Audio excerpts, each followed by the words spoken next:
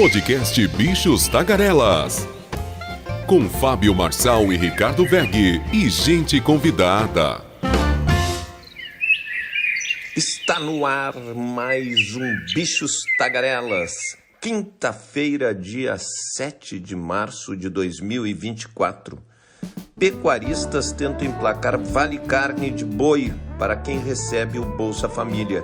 Corrida por mercado de carros híbridos e elétricos atrai a 117 bilhões de reais até 2030. Planalto vai gastar 197 milhões para monitorar redes. ONU alerta sobre complexa crise humanitária e de proteção no Haiti. Casos de crianças mortas por desnutrição aumentam em Gaza. Recordes tristes, milhares de mortes em rotas migratórias em todo o mundo. Os destaques internacionais, as notinhas das araras, o nosso correspondente nos Estados Unidos, Carlos Kaminski, e o comentário de Renato Rossi, nosso especialista na indústria automobilística. Bem, vamos começar a trabalhar. Podcast Bichos Tagarelas. E uma medida que podemos dizer que é polêmica ou não, o governo Lula estuda a criação de um voucher para emitir que famílias pobres possam comprar até 2 quilos de carne bovina por mês. A ideia foi apresentada por um grupo de pecuaristas de Mato Grosso do Sul ao ministro Paulo Teixeira, do Desenvolvimento Agrário e Agricultura Familiar, durante uma reunião em Brasília. Teixeira afirmou ter encaminhado a proposta para análise da Casa Civil e do Ministério do Desenvolvimento e Assistência Social.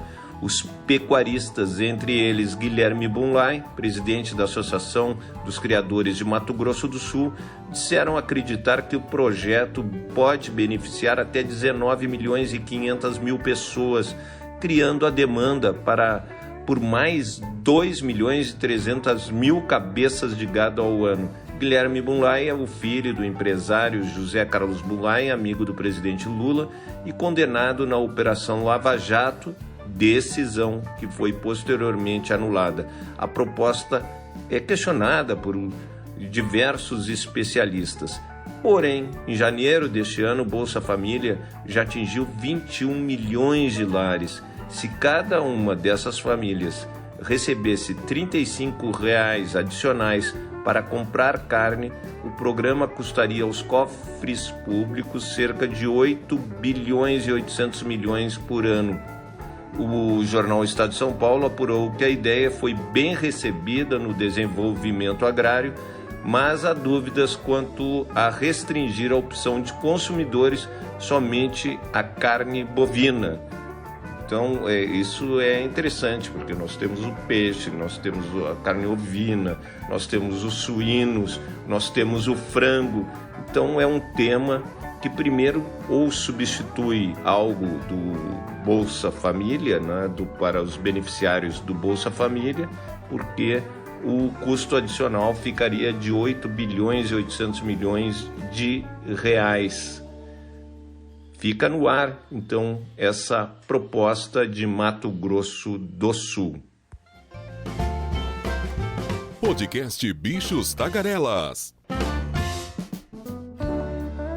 E a Secretaria de Comunicação Social da Presidência da República vai contratar empresas para cuidar da atuação digital do governo Lula. O edital de licitação estima um custo de 197 milhões de reais para a contratação de 4 agências. A SECOM começou a analisar as propostas das empresas que disputam o certame. E elas terão que moderar e gerenciar os conteúdos publicados nas redes sociais dos ministérios e da Presidência da República. O valor por contrato é de 49 milhões de reais com duração de 1 ano, prazo que pode ser prorrogado.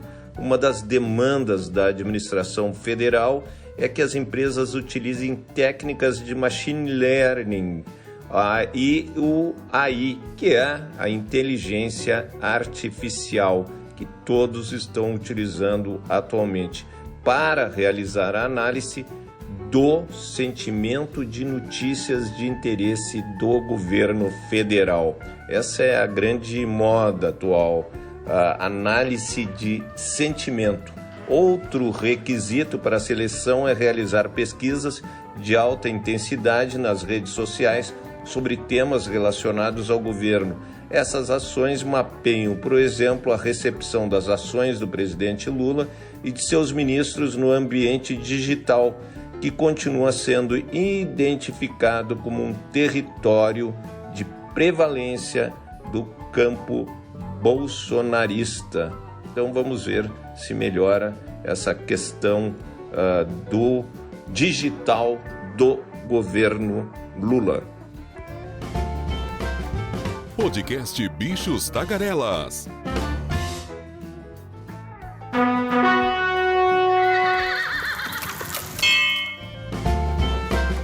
Internacional. A onda de violência de gangues no Haiti obrigou mais de 15 mil pessoas a se deslocarem mais uma vez nos últimos dias. A maioria delas está em locais disponibilizados anteriormente, enquanto outra parte vive em locais criados espontaneamente. O Conselho de Segurança abordou o tema em portas fechadas após os atos que culminaram com a libertação de 4.500 presos. Entre eles estavam membros de gangues, assim como detidos pelo assassinato do presidente Jovenel Moïse. Na sequência desses atos, o Alto Comissário para os Direitos Humanos, Volker Turk, destacou a ação coordenada de gangues contra instituições nacionais, com o objetivo declarado de derrubar o governo haitiano. Para Turk, a situação atual é insustentável para o povo do Haiti. Dados apontam que 1.193 pessoas foram mortas e outras 692 ficaram feridas. O chefe de direitos humanos repetiu o apelo para o envio urgente da missão multinacional de apoio à segurança no Haiti, em apoio à Polícia Nacional e pela segurança do povo haitiano. Turk pediu, no entanto, que a força não administrada pela ONU atue em condições que cumpram com as normas e padrões internacionais de direitos humanos. Estima-se que o país caribenho tenha agora 313 mil deslocados internos por causa da violência. Da ONU News em Nova York, Ana Paula Loureiro. Podcast Bichos Tagarelas. No norte de Gaza, 1 em cada 6 crianças com menos de 2 anos está severamente desnutrida. Nesta quarta-feira, o diretor-geral da Organização Mundial da Saúde, Tedros Ghebreyesus, disse que os menores que sobrevivem a bombardeios podem não sobreviver à fome.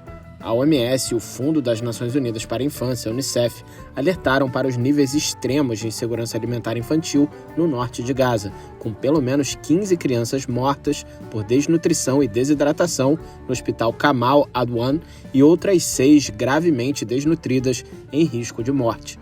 O Unicef afirmou que as taxas de desnutrição para crianças menores de 5 anos no norte de Gaza, onde o acesso à ajuda tem sido limitado, são 3 vezes maiores do que as do sul. Atualmente, a Agência da ONU de Assistência aos Refugiados Palestinos, UNRWA, estima que a população do norte de Gaza e das províncias adjacentes seja de até 300 mil pessoas. A capacidade da agência de fornecer apoio humanitário e dados atualizados foi severamente restringida. Os caminhões da UNRWA têm lutado para entrar na faixa de Gaza devido à guerra e à abertura inconsistente de ambas as travessias. A segurança para administrar a passagem de Rafah, no sul, foi severamente afetada devido à morte de vários policiais palestinos em ataques aéreos israelenses perto da travessia no início de fevereiro. Nos primeiros 3 dias de março, houve um pequeno aumento no número de ajuda entrando no enclave, com uma média de 127 caminhões por dia, bem abaixo da capacidade operacional de ambos os postos fronteiriços. Em fevereiro, as entradas foram consideradas muito baixas, com cerca de 99 caminhões por dia. Houve relatos de intensos bombardeios aéreos, terrestres e marítimos de forças israelenses em grande parte do enclave nesta quarta-feira, resultando em mais vítimas civis, deslocamentos e destruição de infraestrutura civil. Da ONU News em Nova York, Felipe de Carvalho. Podcast Bichos Tagarelas. E agora, direto de Nova York, nosso correspondente Carlos Kaminski. This is the last stop on this train. Everyone please leave the train. Thank you for riding with MTA New York City Transit. Olá, Ricardo Veg. Olá, Fábio Marçal. Olá, bichos tagarelas. Aqui Carlos Kaminski de Nova York. E a situação no Haiti é extremamente grave. O primeiro-ministro, Ariel Henry, está atualmente em Porto Rico, incapaz de voltar ao Haiti em meio à violência de gangues. As gangues no Haiti continuam a cercar o principal aeroporto do país na capital, Porto Príncipe, tornando impossível para o primeiro-ministro, de fato, retornar ao seu país. Segundo Sheila Morrica, porta-voz do governo de Porto Rico, ela confirmou à NPR que Henry havia desembarcado na capital San Juan nesta terça-feira, depois de ter por 2 vezes o pedido negado pela República Dominicana para que seu avião desembarcasse naquele país. Henry, que foi visto pela última vez em público na sexta-feira em Nairobi, onde assinou um acordo recíproco com o presidente queniano William Ruto, abrindo caminho para uma força multinacional liderada pelo Quênia e apoiado pela ONU para ajudar a reprimir a crescente violência no Haiti.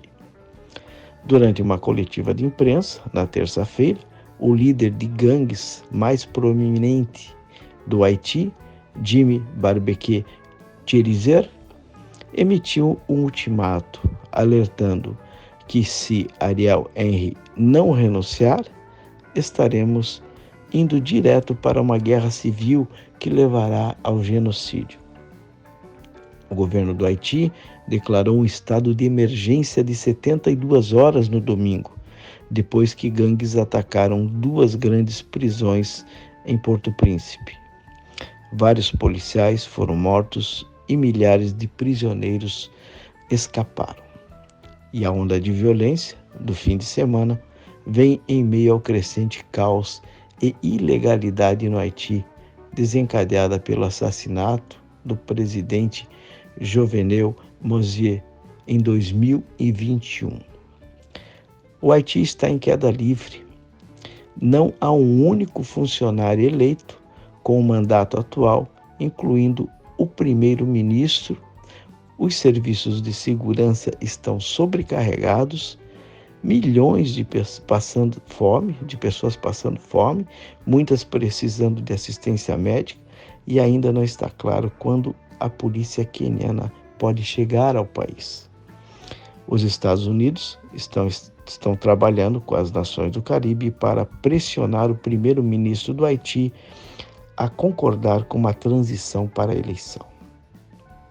Perguntado por um jornalista sobre o relatório do Miami Herald de que os Estados Unidos e os governos do bloco regional da CARICOM e do Caribe estavam pressionando o primeiro-ministro Henry a renunciar, os Estados Unidos disse que a embaixadora dos Estados Unidos nas Nações Unidas, Linda Thomas-Greenfield, disse que os diplomatas querem que ele concorde com um plano para estabelecer um consenso ou um conselho de transição que levará às eleições. Achamos que é urgente que ele avance nessa direção e inicie o processo para trazer normalidade de volta ao povo haitiano. Thomas Greenfield diz que os Estados Unidos também estão trabalhando com o Quênia em planos para obter uma força multinacional para o Haiti para acabar com a violência. O Haiti sempre com grandes problemas sociais, um dos países mais desiguais de toda a América, e o Brasil, que já esteve no Haiti de 2004 a 2017, com mais de 37 mil soldados, fez uma grande missão de paz na região, mas infelizmente as coisas voltaram a ser como eram antes da chegada das tropas de paz do Brasil. Infelizmente, torcemos que logo o Haiti volte ao normal. É isso aí. Um forte abraço a todos. Podcast Bichos Tagarelas.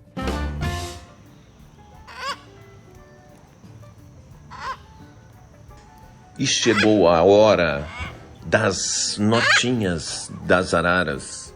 E Azul cogita uma fusão com a Gol. As conversas estão sendo conduzidas com sócios e a dona da companhia aérea, hoje em recuperação judicial nos Estados Unidos. A Gol está em recuperação judicial lá nos Estados Unidos. Para isso, a Azul contratou o Citibank e o Guggenheim Partners. Quem participa da negociação afirma que a junção seria a melhor forma de salvar a Gol e permitir que a Azul cresça mais rápido na regionalização. Apesar disso, não se descarta uma aquisição. A consolidação do mercado com as duas concorrentes preocupa as autoridades regulatórias. No entanto, a sobreposição de voos entre Azul e Gol é de cerca de 18%, algo considerado contornável. Apesar de afetar o filé mignon, a ponte aérea e os destinos partindo de Congonhas e Guarulhos, Gol e Azul teriam que abrir mão de muitas rotas. Esse também é o problema. Se funde Gol com o Azul e ficaria só mais a TAM, apenas duas companhias aéreas, é praticamente um monopólio. O que significa isso? Eles vão dominar o preço da passagem aérea. Então vão cobrar o que eles desejarem. E a Receita Federal em Belo Horizonte realiza, no dia 25 de março, mais um leilão com mercadorias apreendidas ou abandonadas, no qual estará disponível um iPhone 13 Pro Max banhado a ouro, a partir de R$ 4.000 no lote 5. Entre os 25 lotes há também diversos automóveis, como um Fiat Fiorino, que pode ser arrematado com um mínimo de R$ 1.800. R$ 1.800, barbada, além de outras marcas de carros, caminhões e até uma Kombi. Vocês vão verificar isso no site da Receita Federal. A lista de itens inclui produtos eletrônicos, vestuário e utensílios diversos. Os lances estão abertos para as pessoas físicas e jurídicas. E a Polícia Federal, a nossa querida Polícia Federal, afirmou em nota que quer uma certidão de antecedentes criminais nacional para aprimorar o processo de liberação de armas e evitar a burla do sistema de controle, como aconteceu no Exército. Hoje, o fornecimento dos documentos é descentralizado, com cada tribunal emitindo sua certidão de forma independente. Ou seja, não existe controle nenhum. Basta, vamos dizer, você tem processos em São Paulo, você se cadastra como se fosse do Rio de Janeiro, onde você não tem nenhum processo. E daí você acaba burlando o sistema e acontece aquelas aberrações que foram divulgadas essa semana de homicidas, traficantes, terem os famosos CACs. Então, terem 100, 110 armas, traficantes, homicidas, e assim vai a turminha, a falta de fiscalização quando o Exército fala, não temos pessoal. Não, o Exército tem 320 mil militares. Não é possível que o setor tenha 2, 3 pessoas, e é só pegar um pouquinho mais desse pessoal. Aqui em Brasília tem militar demais, deve ter uns 40% de todos os militares do país das 3 forças, né? Marinha, Aeronáutica e Exército. Falar que falta pessoal é ridículo. E o saldo da balança comercial no acumulado do ano bateu o recorde para o período na série histórica, com 11 bilhões e 900 milhões de dólares de superávit, 146% a mais ante o saldo de 4 bilhões e 900 milhões de reais registrado no primeiro semestre de 2023, ano em que o resultado superavitário da balança foi recorde. Então, você não tenha dúvida, a nossa economia está bombando. Resta mostrar o que está sendo feito na economia. Essas últimas pesquisas que apontam queda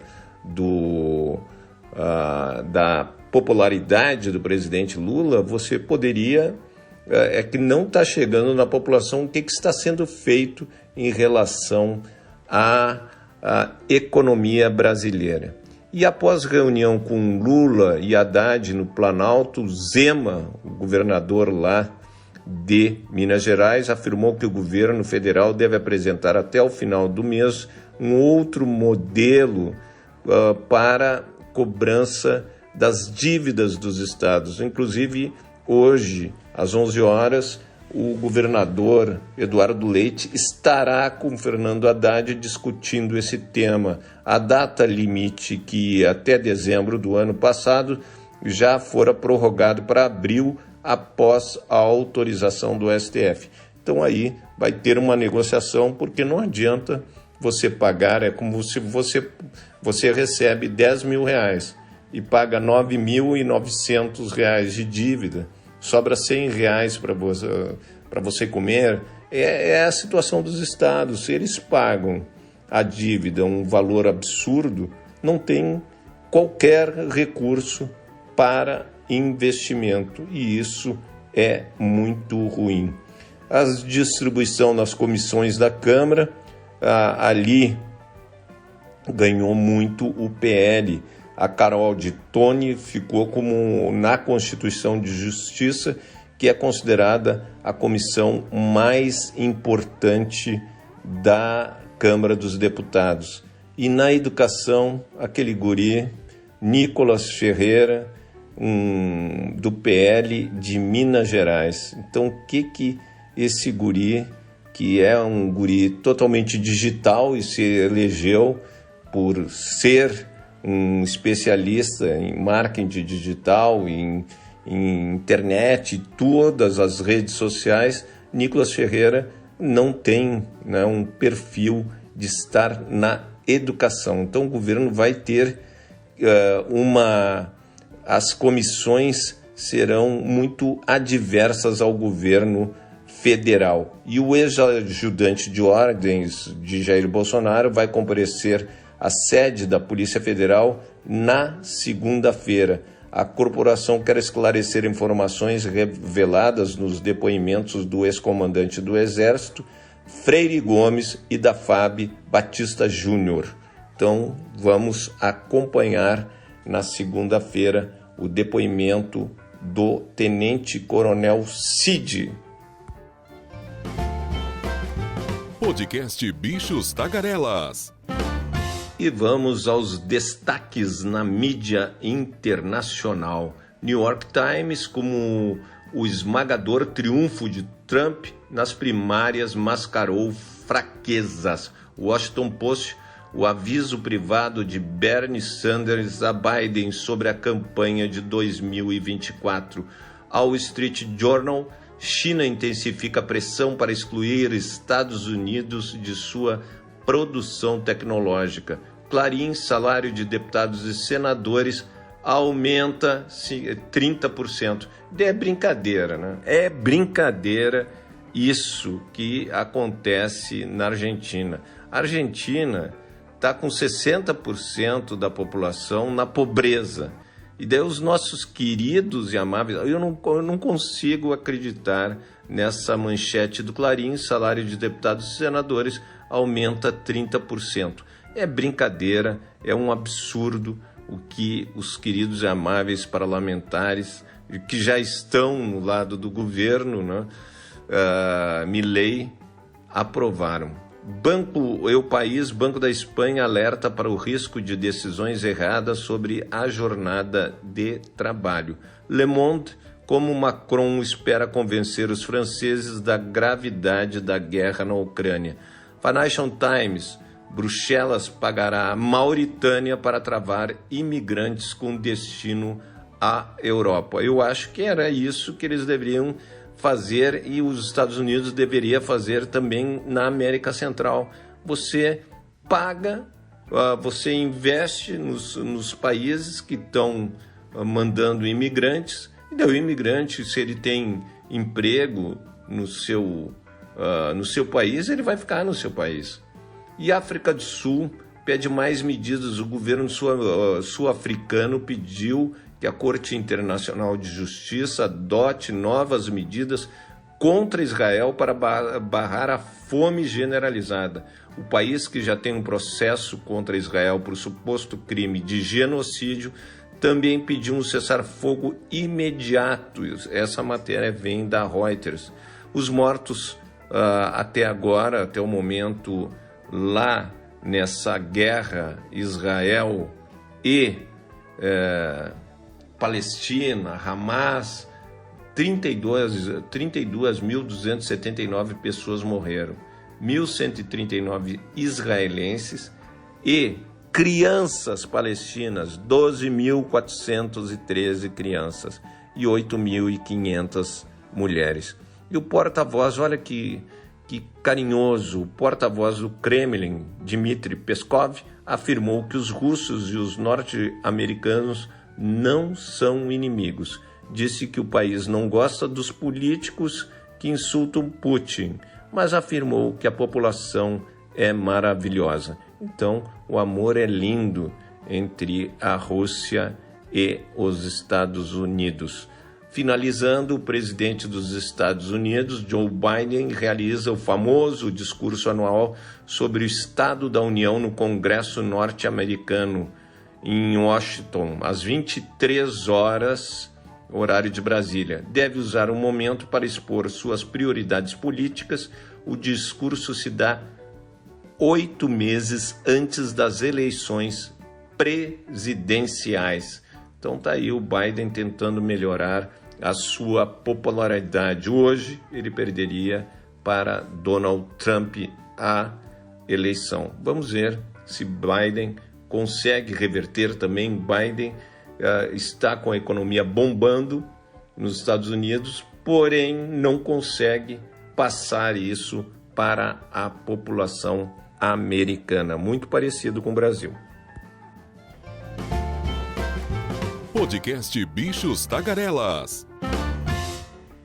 Chegou a hora do nosso especialista na indústria automobilística, Renato Rossi, o nosso franco-brasileiro.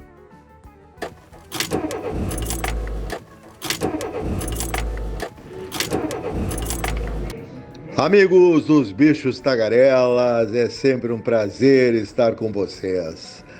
E a BMW Itália, em colaboração com o Milan, famosíssimo time de futebol italiano, está lançando a campanha mundial. Não é somente para a Itália, não é para a Europa, é para o mundo, chamada Diversity is More, ou Diversidade é Mais, um projeto criado para promover a cultura da diversidade e da inclusão social, valores que fazem parte do DNA de ambas as organizações.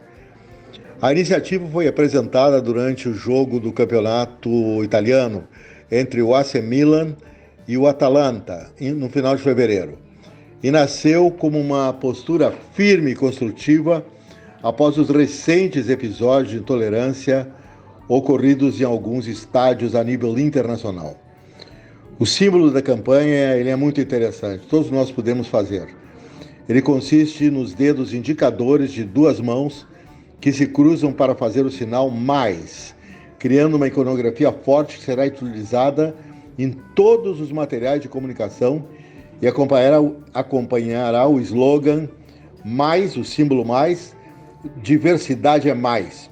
Portanto, aí já está em português que essa campanha estará também em breve em vários locais de shows e também de estádios de futebol aqui no Brasil. É importantíssimo que isso aconteça, porque o recrudescimento na Europa da extrema-direita e principalmente dos grupos neonazistas que estão crescendo tremendamente em países, inclusive em países de democracia forte, como é o caso da Alemanha. A Alemanha que não suporta manifestações nazistas porque ela perdeu muito com o nazismo, ela perdeu sua identidade, ela perdeu o seu povo, ela perdeu 80% de sua população masculina. Essa Alemanha não tolera esse passado nazista. Ela realmente bate, combate e persegue esses grupos neonazistas dia e noite. Isso aconteceu inclusive no governo de direita da Angela Merkel, que era uma mulher que ela mesma confessa que ela foi mudando suas opiniões e suas posições até políticas, na medida que ela, como primeira-ministra da Alemanha, ela viu a complexidade que era governar aquele país com uma diversidade racial e uma diversidade cultural muito ampla. A Angela Merkel era uma mulher que não tolerava os neonazistas. Eles estão voltando, aqui no Brasil também.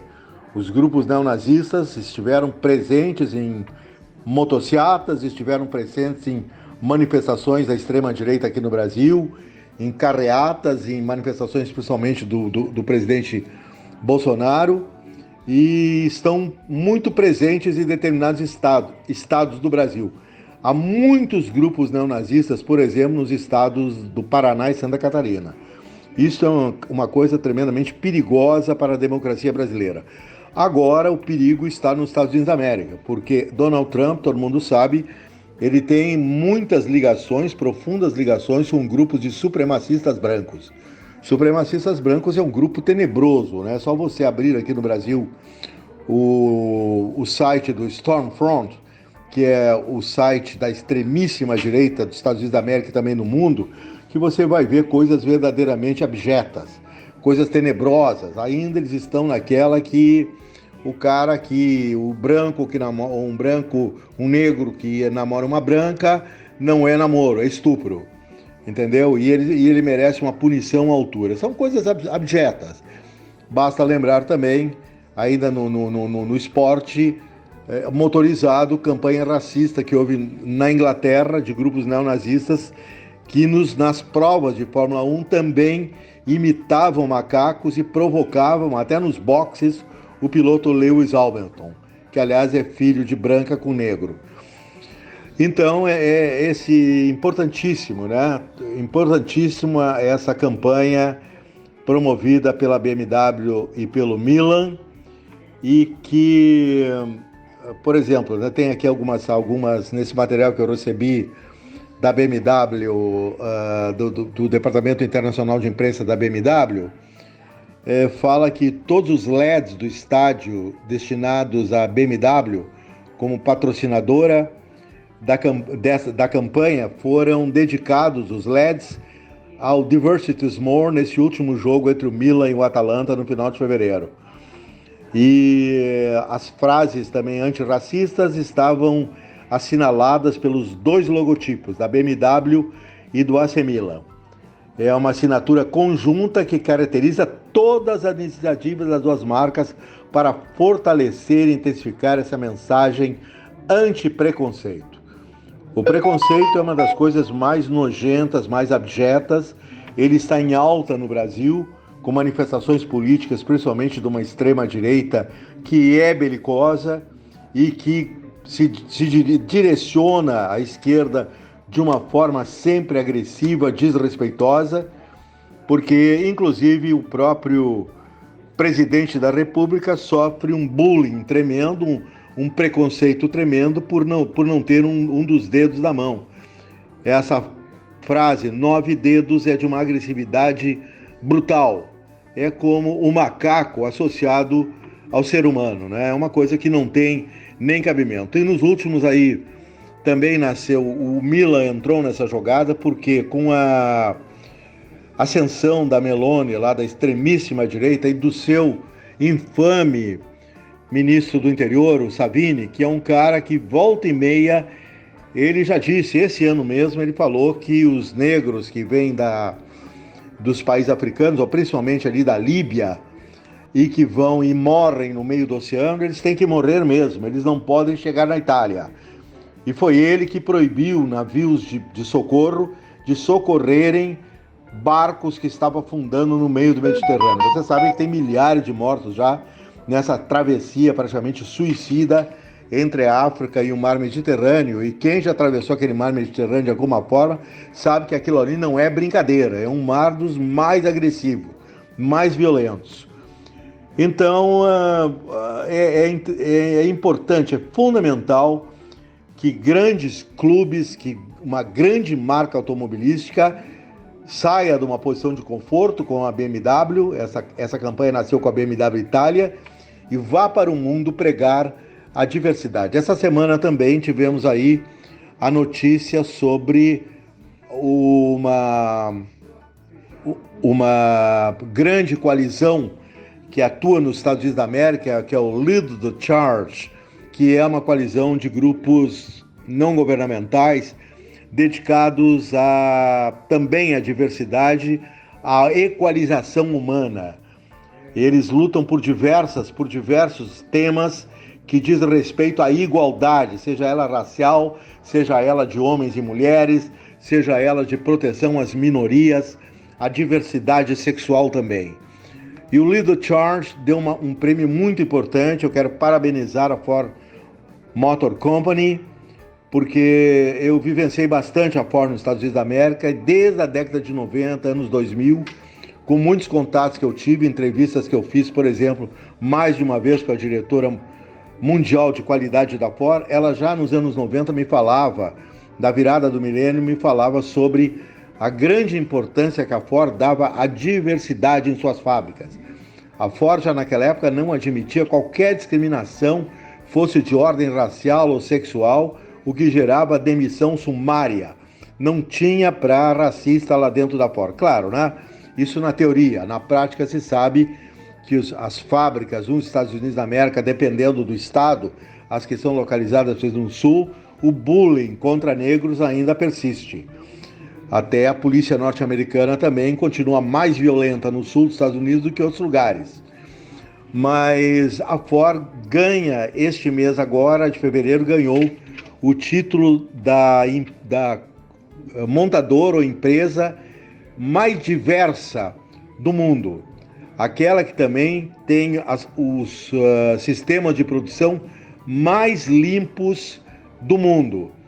Concorreram muitas montadoras, o julgamento foi feito por profissionais de altíssimo nível, cientistas, a serviço dessas organizações não governamentais, e dedicado também ao carro elétrico.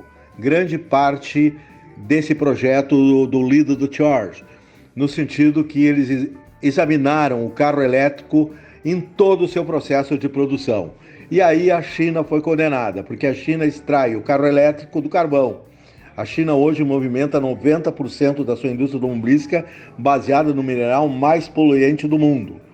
Enquanto que a Ford evita qualquer uso de minerais ou produtos inconvenientes que façam mal também ao ser humano ou qualquer coisa que seja colocada nos carros da Ford, né?